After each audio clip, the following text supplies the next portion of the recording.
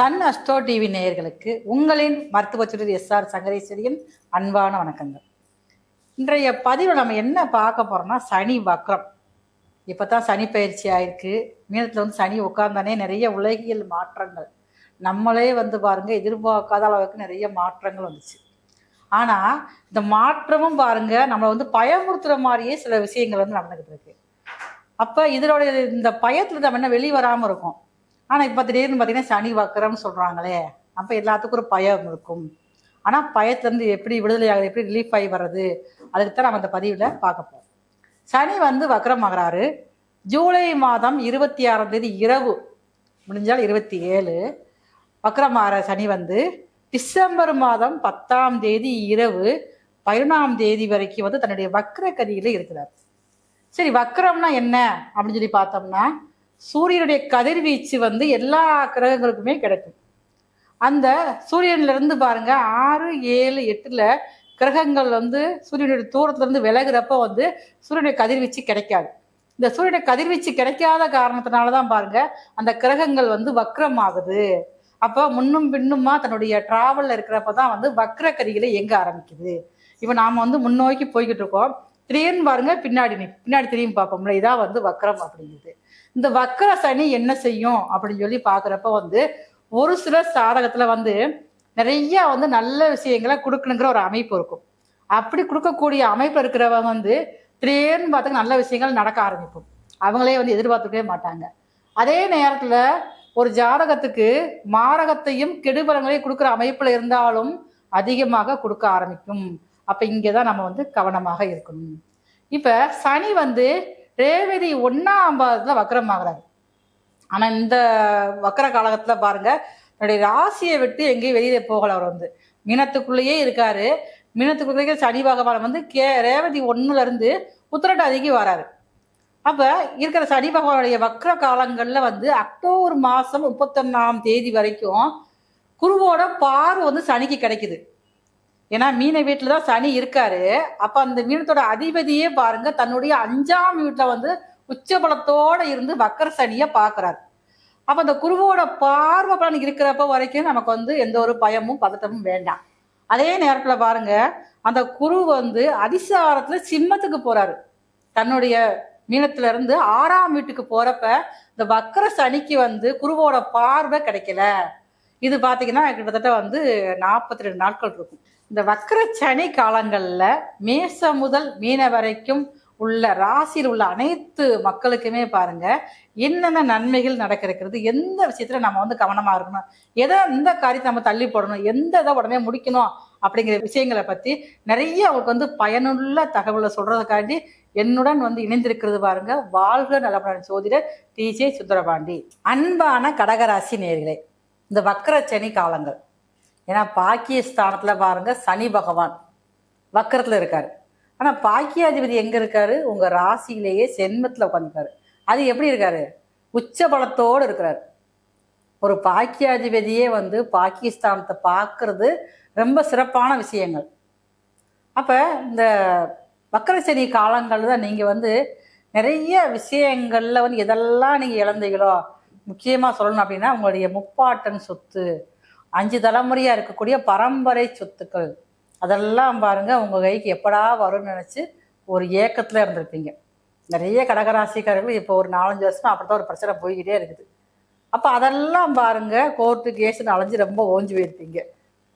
சில பேர் சொல்லுவாங்க 20 வருஷமா அலையிறேன், எப்போ இந்த பிரச்சனை முடியும், சொத்திய கைக்கு எப்போ வரும் இது கேட்குறவங்களுக்கு இப்போ இந்த குருவோட பார்வை வந்து பாகிஸ்தானில் பட்டனே பாருங்க முதல்ல அந்த பிரச்சனையை மட்டும் தீர்த்து வைப்பார். நான் நீதிமான் சொல்லக்கூடிய சனி வந்து உங்க ராசிக்கு பாக்கியத்துல உட்காந்துருக்காரு. வக்கரத்தோட இருக்கிறப்ப வந்து சீக்கிரமா முடிச்சு வச்சு சொத்து வந்து உங்க கைக்கு வர ஆரம்பிக்கும்.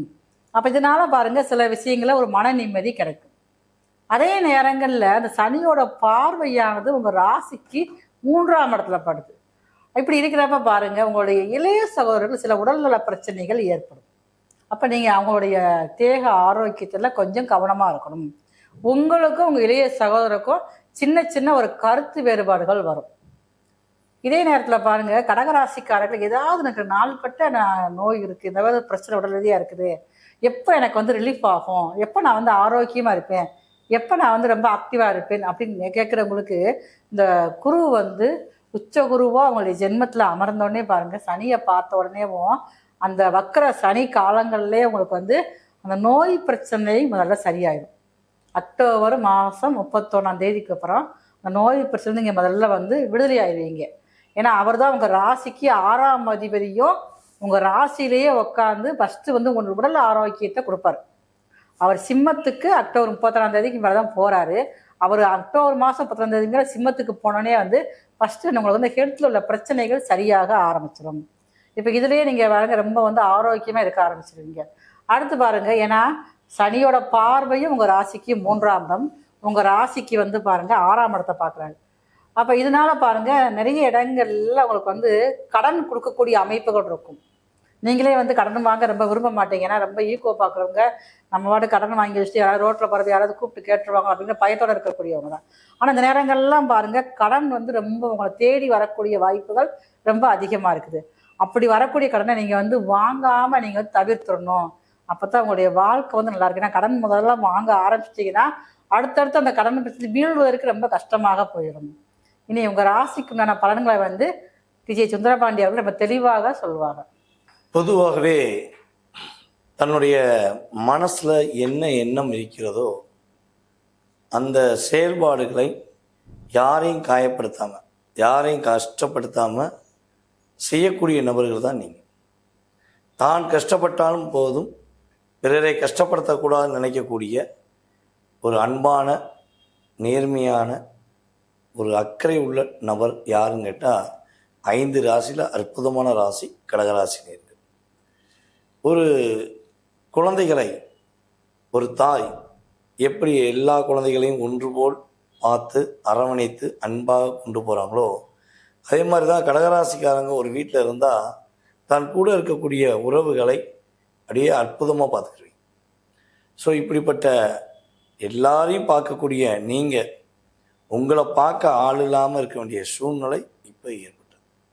யாரெல்லாம் நம்பி அன்பும் பாசமும் வைத்தீங்களோ அவர்கள் மூலமாகவே பாகுபலி படத்தில் கட்டப்பா எப்படி வந்து பாகுபலியை பின்முதுகில் குத்துனாரோ அதே மாதிரி தான் உங்கள் கூடவே இருந்து நிறைய நபர்கள் கிட்டத்தட்ட ஒரு 7.5 வருஷத்தில் எல்லா விதமான உறவுகளுடைய சுயநலங்களை சூழ்ச்சிகளை நீங்கள் கண்டுபிடிச்சிட்டீங்க. இப்போ இந்த 7.5 வருஷம் உங்களுக்கு பல போராட்டங்கள் கொடுத்தாலும் பல கஷ்டங்களை கொடுத்தாலும் உங்களுக்கு சரியான ஒரு விடையை கொடுத்தது யார்? நம்ம சனி பகவான்.